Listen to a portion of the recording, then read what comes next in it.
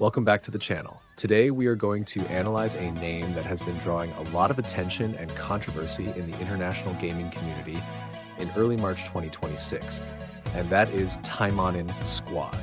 This is the newest product from the developers Gremory Games and Lilith, marking a bold move as they shift from their familiar hack-and-slash action style to a turn-based tactical role-playing game on both mobile and PC platforms. In fact, the game attracted more than 300,000 pre-registrations, a number that clearly proves the powerful appeal of the Taimanin franchise after more than 2 decades of existence. However, immediately after release, Taimanin Squad faced mixed reactions and even received mostly negative reviews on Steam, with the approval rate stopping at under 40%. This contradiction comes from the fact that the game features extremely high-quality 3D character models, but is held back by an economic system considered overly greedy and a storytelling approach that lacks the necessary depth. Because of that, in today's video, we will dive deeper to see whether this is a modern evolution of the franchise or simply a rushed attempt to profit from its fans. We will examine everything from gameplay systems and tactical depth to the critical weaknesses that are currently diluting the identity of these iconic female ninjas. To begin this video, we start with the setting of Taimanin Squad. The game takes place in Kingdom City, Tokyo, an artificial island located about 10 kilometers off the coast of Tokyo.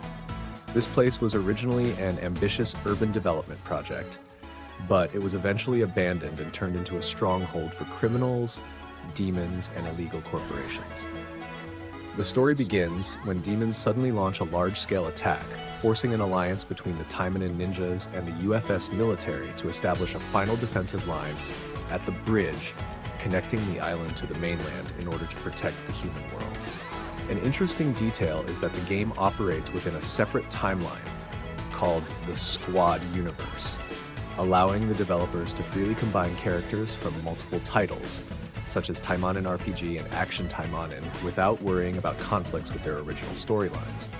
However, one of the most controversial changes, and also one of the biggest weaknesses of this installment, lies in its storytelling method. Instead of using lively 2D character illustrations interacting in the traditional visual novel style, the game uses a faceless narrator who reads the script over static background images. This anthology-like approach has received a lot of negative feedback from the community, as many players feel that the connection between them and the beloved female ninjas has completely disappeared. The developers themselves also admitted that they focused too much on creating a tactical squad-based game, which resulted in failing to meet expectations for a story that deeply explores the personalities of each character as previous titles did. Continuing from the story section, we will now dive into what can be considered the soul of this game, the gameplay mechanics and tactical systems. Taimanin Squad makes a dramatic shift by abandoning the familiar real-time hack-and-slash gameplay and replacing it with a turn-based tactical role-playing system. In each battle, you will command a squad of 4 members to overcome different stages and challenges. The core element that creates excitement here is the process of building a team and combining skills that support each other. Each character in the game is clearly classified based on specific roles and attributes, which requires players to apply sharp tactical thinking in order to counter different types of enemies. One highlight that cannot be ignored is the ultimate skill system, featuring unique 3D animations capable of completely turning the tide of battle in a single turn. In particular, the game also introduces a team skill mechanic, where characters who share connections in the original storyline can unlock special techniques when placed in the same squad, creating a massive combat advantage. In addition, the attribute relationship system between humans, machines, and demons, combined with roles such as support, guardian, or suppression, creates a tight counter system. To maintain long-term engagement, the developers also provide multiple game modes such as extermination missions to test survival capability, tactical research to challenge players' understanding of the game mechanics, and the PvP arena, where players can prove the strength of their squads.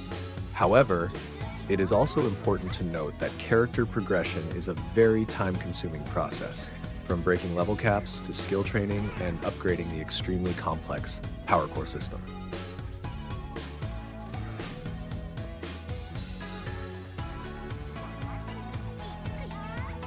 Now we move on to evaluating the aesthetic aspect, where the graphics and sound design of Taimanin Squad create very mixed impressions. Visually, the game features high-quality 3D character models, refined from its predecessor Action Taimanin, while still maintaining its signature feature of physics effects applied to character bodies. The launch roster is also extremely large, with more than 150 characters, including rare male characters such as Akiyama Tatsuro and Fuma Kotaro, adding more diversity to the collection aspect. However, when examined more closely, the animations in this version often feel stiffer and more rigid, and the facial expressions are also considered less lively and flatter when compared directly with previous titles. Another drawback lies in the user interface, which uses a monotonous gray color tone and small button layouts, causing quite a few difficulties for players who experience the game on mobile devices.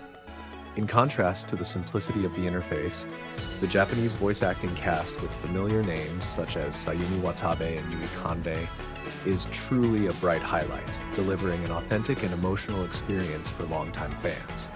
Even so, the lack of direct interactive dialogue scenes or flexible touch reactions in the main lobby significantly reduces the value of the audio presentation and makes the characters, despite their beauty, still feel somewhat hollow. Next, we cannot ignore the most controversial aspect of this game, which is the economic system and the gacha mechanics. Although Taimanin Squad operates under a free-to-play model, the financial elements are designed quite harshly for players who do not spend money. The game does provide a tutorial banner that allows players to re-roll infinitely to obtain a starting 5-star character, but the systems that follow create many difficulties. The rate to obtain a high-tier 5-star character is only around 3%, while the cost for a 10 pull reaches 1,500 gems. What is notable here is that the free gem income from daily missions is extremely modest, only around 25 to 30 gems, making the accumulation process very slow and exhausting. In addition, the developer Gremory Games places several important convenience features behind paid membership packages, such as the 3x reward multiplier and increased energy limit that are only available to gold or silver members. Locking basic features that help reduce gameplay fatigue behind a paywall has led the community to view this as a lack of respect for players' time. Furthermore, new characters are often released through limited-time bundles that require significant spending, creating a considerable financial pressure if players want to obtain the full collection of characters and their exclusive weapons. To conclude this entire analysis, we can see that Taimanin Squad is an ambitious attempt that also comes with several flaws in the process of modernizing a long-running franchise. The game truly has several notable strengths, especially its high-quality 3D visual foundation, with visually impressive ultimate skill effects and a tactical combat system with promising depth. Bringing together a massive character roster, along with the original voice acting cast, is also a wonderful gift for loyal fans who want to collect iconic images within a single 3D environment. However, these positives are overshadowed by a weak storytelling approach, delivered through a faceless narrator that removes the unique personality of the characters, along with an economic system widely criticized as overly greedy for placing even basic convenience features behind a paywall. The contrast between beautiful character designs and the emptiness in interaction becomes the biggest barrier that leads to the large amount of negative feedback the game receives on Steam and Google Play. At the moment, this is likely a title best suited for hardcore fans of the franchise, while casual players may need to wait and see whether the developers will fulfill their promises to improve the economic system and character expressions in the 2026 roadmap. Hopefully, this review video has provided you with the most comprehensive and objective perspective on Taimanin Squad, so you can make the right decision about whether to try it. If you find in-depth analysis content like this helpful, do not forget to subscribe to the channel and turn on notifications so you do not miss the newest game review videos in the future. Thank you for watching, and see you again in the next videos.